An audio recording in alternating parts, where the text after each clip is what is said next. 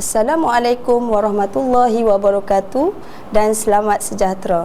Saya Cikgu Nurbaizura binti Ismail daripada Sekolah Menengah Kebangsaan Tunku Abdul Rahman akan membincangkan tajuk 4.2 Siri Kereaktifan Logam. Objektif pembelajaran kita pada hari ini, pada akhir pengajaran dan pembelajaran, murid dapat menentukan kedudukan hidrogen dalam siri kereaktifan logam. Kedudukan hidrogen dalam siri kereaktifan logam boleh ditentukan berdasarkan keupayaan hidrogen untuk menyingkirkan oksigen daripada oksida logam. Karbon terletak di antara aluminium dan zinc di dalam siri kereaktifan logam. Ini adalah senarai radas yang digunakan dalam tindak balas antara logam oksida dengan hidrogen.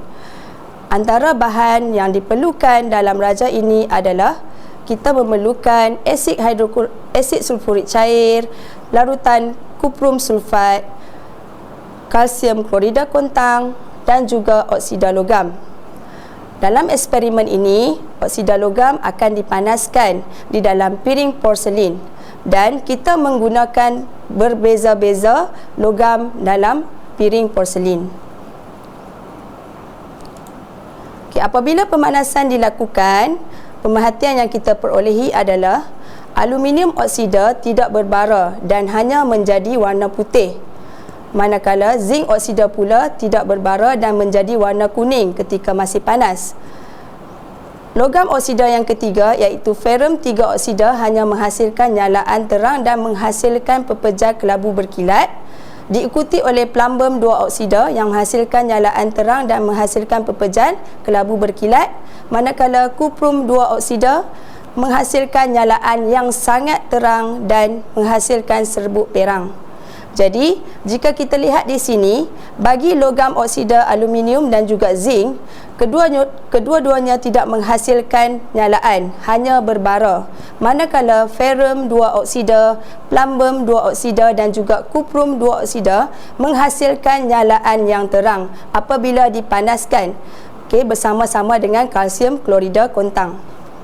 Ini menunjukkan bahawa aluminium oksida dan juga zinc oksida adalah kurang reaktif berbanding dengan ferrum 3 oksida, plumbum 2 oksida dan juga kuprum 2 oksida.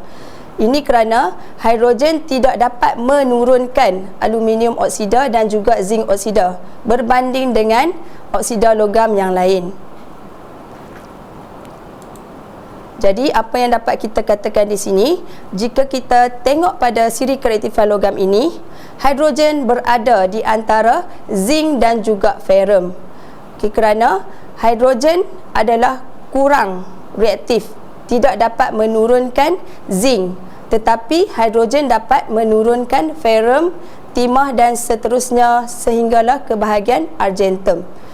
Ini adalah siri kedudukan hidrogen dalam siri kereaktifan logam yang disusun berdasarkan kereaktifannya terhadap oksigen yang semakin bertambah. Jadi, pelajar-pelajar dapat lihat di sini, hidrogen berada di antara zinc dan juga ferrum.